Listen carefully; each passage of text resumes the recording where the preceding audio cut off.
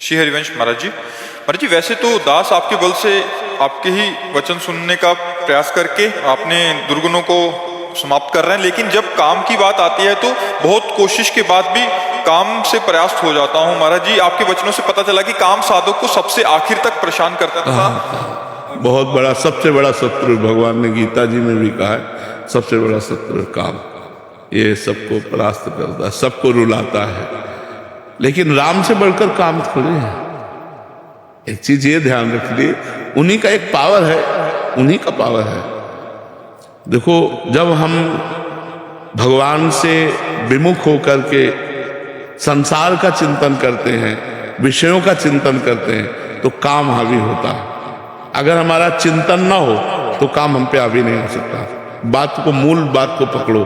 ध्यायते विषयान पुंसाम संगास्ते soup जायते संगात संजायते कामा। काम कब उत्पन्न होता है?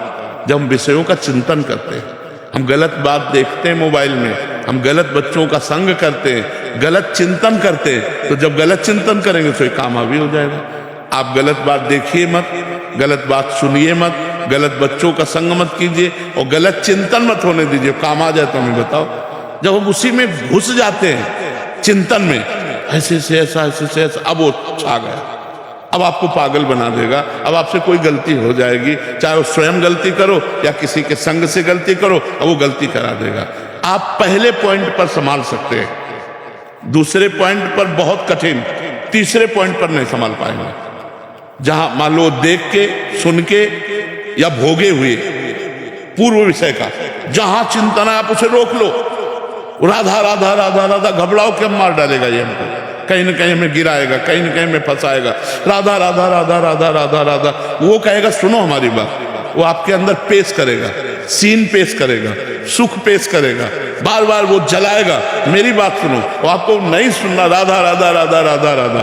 और जहां तय हुआ, संकल्प बना, फिर आपकी ताकत नहीं कि आप रोक सके, फिर वो क्रिया हो जाएगी। बाद में भले रो, बाद में भले पश्चाताप करो, वो आपको परेशान। तो ध्यायते विषयान पुंसां संगास्ते सुपजायते संगात संजायते कामः।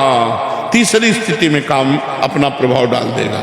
जब विषय स्फुरणा होगी तो हम विषय चिंतन करेंगे और विषय संकल्प बनेगा तो विषय क्रिया हो जाएगी। अगर हम बार बार इसलिए प्रार्थना करते हैं, बचो मोबाइल से, ऐसे दृश्य देखने से बचो जो तुम्हारे चिंतन में आ जाए, गलत चिंतन कर दें। ऐसे संग से बचो जो तुमको ऐसी प्रेरणा दे कि अमुक क्रिया से, अमुक संग से सुख मिलता है, उनके संसर्ग से बचो। चिंतन आपका ठीक बना रहेगा तो आपको काम परास्त नहीं कर पाएगा, और चिंतन बिगड़ गया तो सब बिगड़ गया। चिंतन ही धन है, अगर चिंतन बिगड़ गया तो सर्व बिगड़ गया, समझ लो। चिंतन अगर सही चल रहा है तो अकेले कमरे में बैठो चाहे समाज में बैठो, सुरक्षित हो।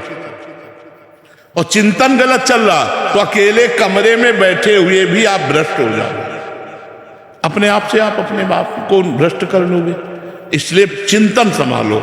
अनन्य चिंतयन्तो माम, भगवान कह रहे अनन्य मेरा चिंतन करो, निरंतर मेरा चिंतन करो। चिंतन, अब ये शास्त्रीय बात है, अगर अंदर का चिंतन नहीं संभालोगे तो फिर वो पशुता आ जाएगी और गलत आचरण हो जाएंगे।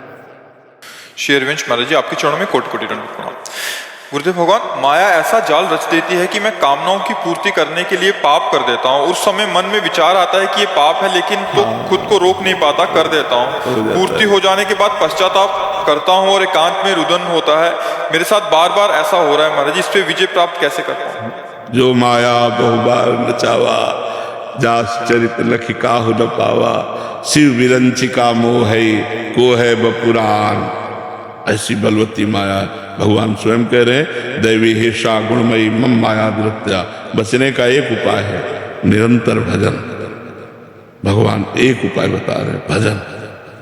अगर राधा राधा राधा राधा राधा